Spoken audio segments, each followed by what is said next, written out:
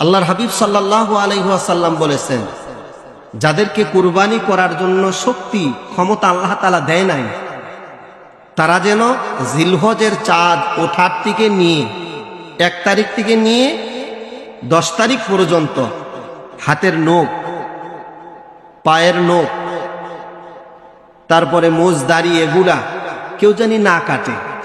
তাহলে কি হবে?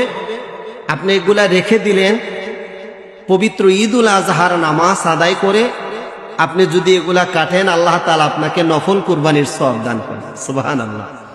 এজন্য আমরা এগুলা এখন থেকেই প্রস্তুতি নিয়ে রাখবো। একদিন আগে কাটলেন, এরপরে 10 দিনে আর এমন বড় হবে না। এজন্য চাঁদ ওঠার আগে আগামী রবিবার চাঁদ উঠবে দিবাগত রাত, রবিবার দিন কেটে ফেললেন, এরপরে ঈদুল আজহার নামাজ আদায় করে বাকিগুলা পরিষ্কার করলেন। এগুলা আমরা খেয়াল রাখবো, বেশি থেকে বেশি বেশি নফল ইবাদত করব।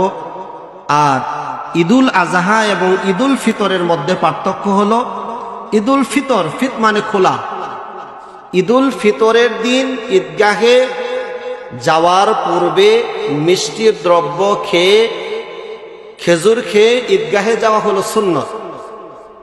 আর কুরবানির ঈদ তথা ঈদুল আজহার মধ্যে ঈদগাহে যাওয়ার পূর্বে কোনো কিছু না খেয়ে ঈদগাহে যাওয়া, ঈদুল আজহার নামাজ আদায় করে কুরবানি পশু জবাই করে এরপরে খাওয়া সবচাইতে উত্তম হলো ওই পশু দ্বারা আহার করা।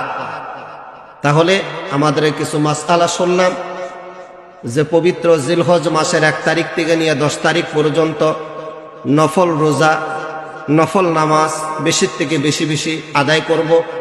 এবং আরাফাত দিবস অত্যন্ত রহমত এবং বরকতপূর্ণ, বেশি থেকে বেশি বেশি আমরা আমল করব। যারা মক্কাতুল মুকাররমা মদিনাতুল মুনাওয়ারায় গেছেন, হাজী সাহেবরা ইহরামের কাপড় পরিধান করে আরাফার ময়দানে জাবালে রহমত পাহাড়ের মধ্যে দাঁড়ায়া তার আল্লাহ তাআলার কাছে দোয়া করবেন, যেখানে হযরত আদম আলাইহিস সালাতু ওয়াস সালাম, মা হাওয়া আলাইহিমাস সালাতু ওয়াস সালাম দোয়া করেছিলেন, আল্লাহ তাআলার দরবারে দোয়া কবুল হয়েছিল। আমরা সেই আদম আলাইহিস সালাতু ওয়াস সালামের আদি সন্তান, আমরা উম্মতে মুহাম্মাদি, আমাদের অনেক মর্যাদা। আমরা আল্লাহ তাআলার কাছে চাবো, রহমত চাবো। যার যত সমস্যা, যার যত চাওয়া পাওয়া, এই জিলহজ মাসে আরাফা দিবসে আমরা আল্লাহ তাআলার কাছে চাবো। আল্লাহ রাব্বুল আলামিন আমাদের সকলের কুরবানি ঈদুল আজহার পূর্বে জিলহজের 10 দিনের পরিপূর্ণ নফল ইবাদত, ফরজ ইবাদত, ওয়াজিব ইবাদতগুলা সঠিকভাবে আল্লাহ তাআলা যেন আমাদের সকলকে পরিপূর্ণভাবে কোরআন হাদিস জেনে আমাদের করার জন্য তৌফিক দান করে। সকলে বলি আমিন। আল্লাহ তাআলা আমাদের সকলকে নেক হায়াতে তয়্যিবা নসিব করুক।